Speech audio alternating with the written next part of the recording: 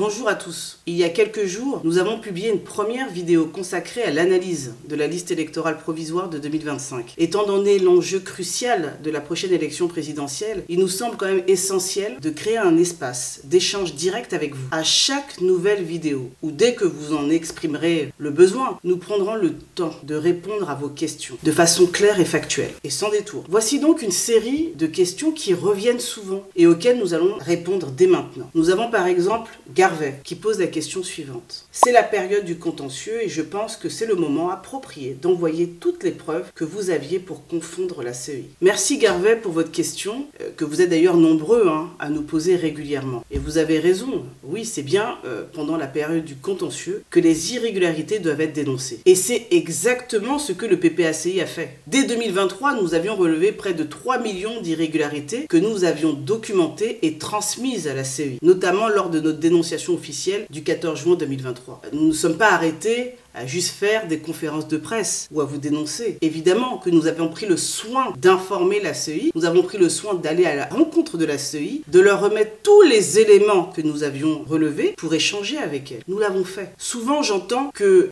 le PPACI parle beaucoup, mais pourquoi ne fait-il pas des réclamations? Nous l'avons fait. Et la CEI ne pourra jamais contester cela, et d'ailleurs elle ne le fait pas. Elle laisse évidemment, ces partisans qui s'assimilent à ceux du RHDP prétendent le contraire, mais elle le sait, nous l'avons bien fait, et cela dès 2023. Et malgré cela, la CEI n'a rien fait. Elle a laissé toutes ces irrégularités intactes. Pire, en 2025, ces irrégularités ont doublé. Donc oui, nous avons dénoncé ces anomalies, et nous continuerons à les dénoncer, mais le vrai problème est ailleurs. La CEI refuse d'agir. Autre difficulté, même quand un citoyen veut faire une réclamation, il se heurte à un mur administratif. Prenons un exemple que vous pourrez comprendre. Imaginons que votre voisin est décédé, mais vous voyez son nom toujours inscrit sur la liste électorale. Vous voulez demander sa radiation? Très bien. Mais la mairie ne vous donnera jamais son acte de décès. C'est normal. Vous n'êtes pas un membre de la famille. Et sans acte de décès, votre réclamation sera rejetée. Le comble, c'est que la CEI, elle peut légalement demander ce document à la mairie. La loi lui donne ce pouvoir, mais elle refuse de le faire. Résultat, des milliers de morts restent inscrits. Non pas par erreur, mais par refus volontaire de la CEI d'utiliser les moyens légaux mis à sa disposition. Et puis, effectivement, il y avait beaucoup de personnes qui étaient mortes, qui sont mortes, effectivement, sur la liste électorale. Maintenant, pourquoi vous cherchez preuve? Comment? Pourquoi vous cherchez une preuve?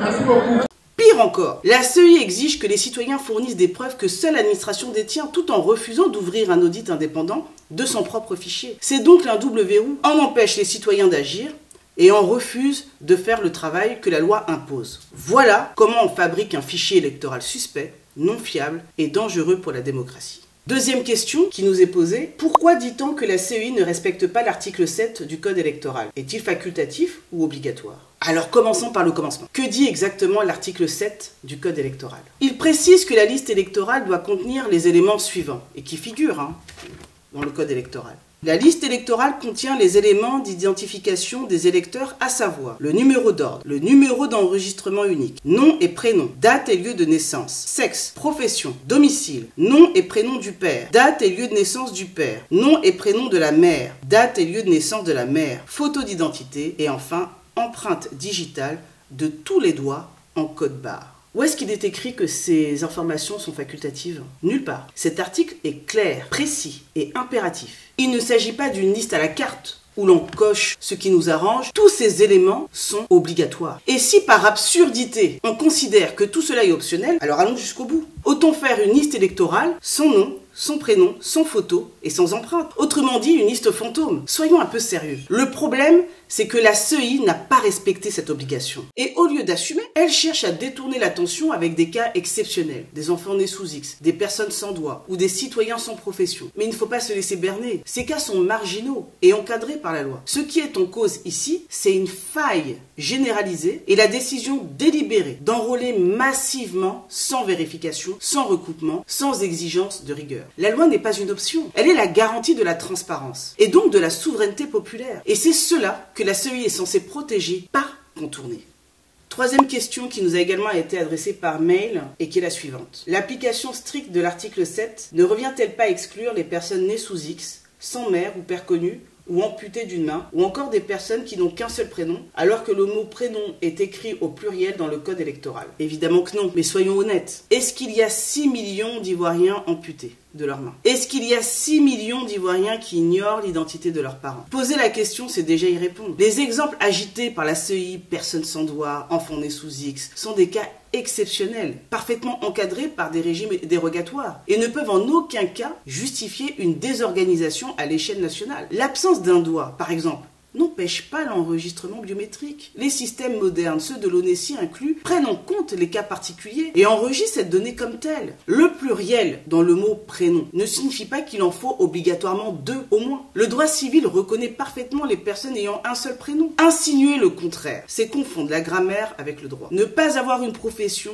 n'est pas une anomalie. L'administration peut tout simplement indiquer son profession, comme elle le fait déjà dans les actes de naissance ou les bases d'état civil. Quant aux enfants, son père connu ou nés sous X, ce sont des situations rarissimes et encadrées légalement. Ils ne représentent certainement pas plusieurs millions de cas. En réalité, la CEI brandit quelques exceptions marginales pour tenter de masquer un dysfonctionnement massif et généralisé. Ce n'est pas de compassion qu'il est ici question, mais d'une absence totale de rigueur et de contrôle dans l'établissement de la liste électorale. Ce que la loi exige, ce n'est pas la perfection absolue, non, mais la transparence et le respect du droit. Et il faut le dire clairement, ce débat n'est pas simplement administratif ou technique. Il est profondément politique. Car ce qui est en jeu ici, c'est le droit du peuple ivoirien à une élection crédible, juste et conforme à la Constitution. Voyons maintenant la 4e question qui nous est souvent revenue. Pour s'enrôler, on peut utiliser la nouvelle CNI ou un certificat de nationalité. La CNI ne contient pas la filiation. Est-ce vraiment la faute de la CEI si le fichier est incomplet? Oui, c'est bien de la responsabilité de la CEI. Comme nous l'avons déjà rappelé,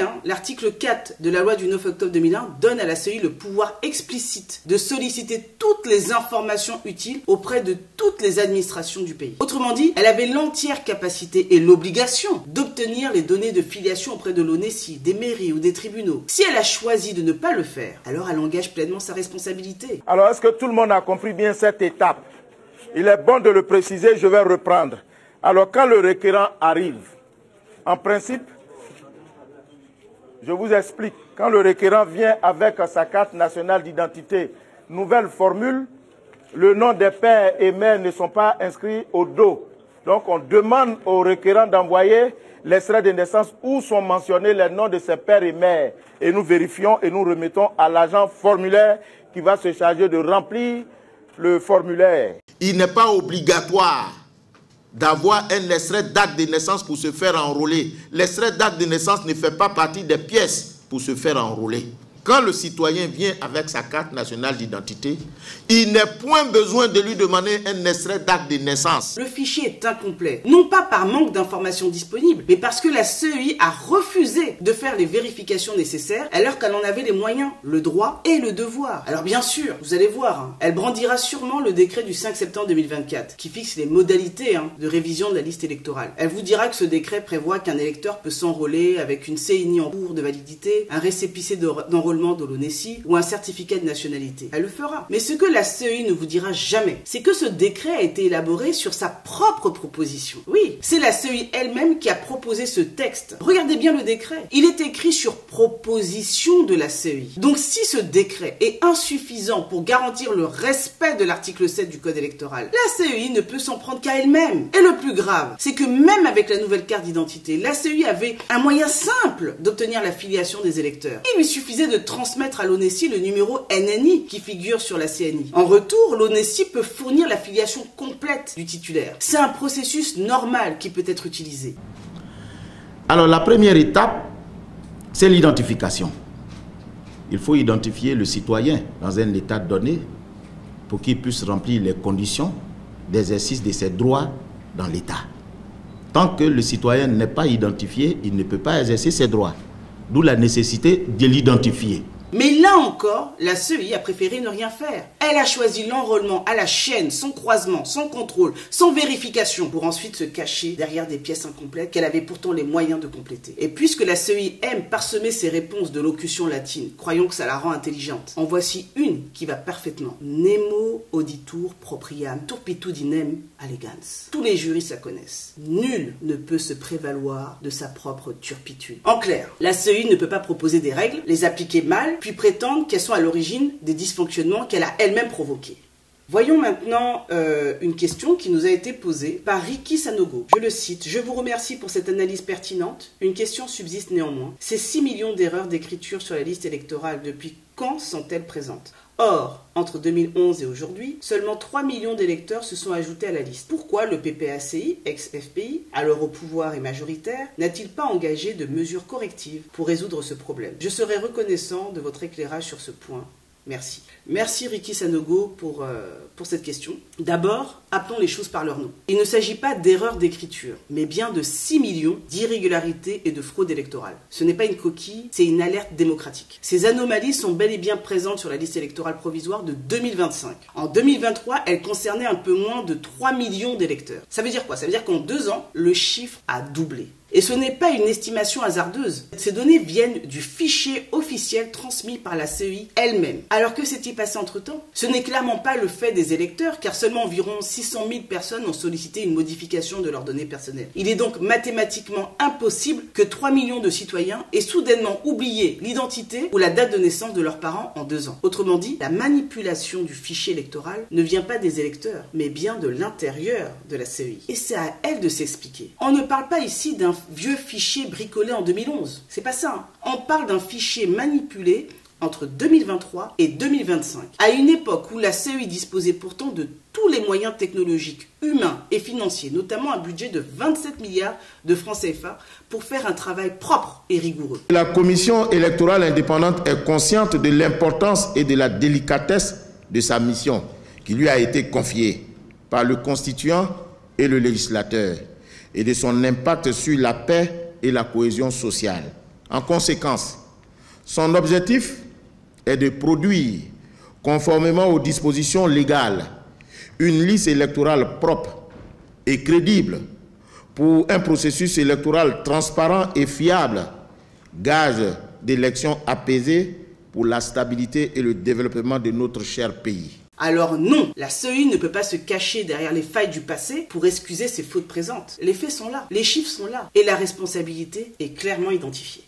Dernière question qui nous a été posée. La CEI dit que ces erreurs sont la conséquence d'une circulaire de 2008 signée par le Premier ministre Guillaume Soro. N'êtes-vous pas responsable? Bon, là on touche le fond de la créativité juridique. De façon CEI, franchement. Sortir une circulaire de 2008 pour justifier l'inapplication d'un article de loi issu d'une ordonnance de 2020, c'est à la fois pathétique, absurde et révélateur. D'abord un petit rappel de base en droit. Une circulaire n'a aucune valeur normative supérieure à une loi. Elle ne peut ni modifier, ni suspendre un texte législatif. Elle sert au mieux à accompagner l'application d'une loi déjà existante, mais pas à réécrire l'avenir. Et pourtant, la CEI veut nous faire croire que cette circulaire de 2008 interprète déjà l'article 7 du Code électoral adopté en 2020. Soit 12 ans plus tard. On avait déjà vu, grâce à la CEI, des électeurs plus âgés que leurs parents, des mères accouchant à 160 ans, et même des pères encore à naître en 1953. Maintenant, place au dernier exploit, des circulaires qui remontent le temps pour interpréter des lois futures.